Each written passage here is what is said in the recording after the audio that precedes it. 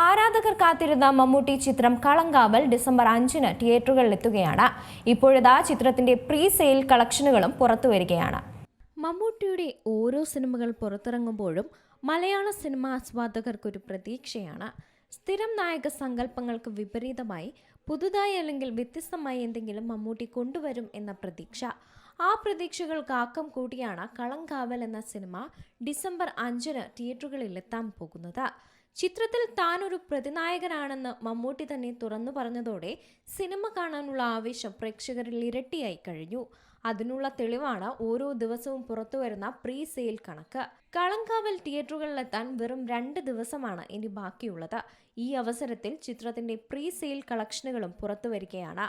South Indian box ഓഫീസിന്റെ report പ്രകാരം കേരളത്തിൽ മാത്രം അഡ്വാൻസ് സെയിൽ 1 കോടി കഴിഞ്ഞിട്ടുണ്ട്. വരും ദിവസങ്ങളിലെ കൂടി കളക്ഷൻ ആകുമ്പോൾ പ്രീ സെയിൽ മികച്ച തുക കരസ്ഥമാക്കാൻ കളങ്കാവലിന് സാധിക്കും. കൂടാതെ ഇന്നത്തോടെ പ്രണവ് മോഹൻലാൽ ചിത്രം DS ഇറയുടെ final pre sale collection Kalamkaval മറികടക്കുമെന്ന് ട്രാക്കർമാർ വിലയിരുത്തുന്നു. അതേസമയം മികച്ച ബുക്കിംഗും സിനിമയ്ക്ക് നടക്കുന്നുണ്ട്. ജിതിൻ K ജോസ് സംവിധാനം ചെയ്യുന്ന ചിത്രമാണ് കളങ്കാവൽ. വിനായകനാണ് നായക കഥാപാത്രത്തെ അവതരിപ്പിക്കുന്നത്.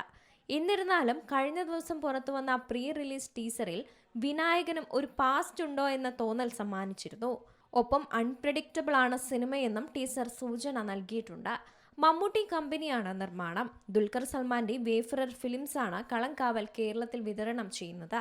ജിഷ്ണു ശ്രീകുമാറും ജിതിൻ K ജോസും ചേർന്നാണ് തിരക്കഥ ഒരുക്കിയിരിക്കുന്നത്. ക്രൈം ത്രില്ലറായി ഒരുങ്ങിയിരിക്കുന്ന ചിത്രത്തിൽ 22 നായകന്മാരുമുണ്ട്. ചിത്രത്തിൽ UA 16+ സർട്ടിഫിക്കറ്റ് ആണ് ലഭിച്ചിരിക്കുന്നത്. Entertainment desk, Zee Malayalam news. ഏറ്റവും പുതിയ വാർത്തകളും വിശേഷങ്ങളും വിരൽ തുമ്പിലറിയാൻ സീ മലയാളം ന്യൂസ് എല്ലാ ഡിജിറ്റൽ പ്ലാറ്റ്ഫോമുകളിലും ലഭ്യം.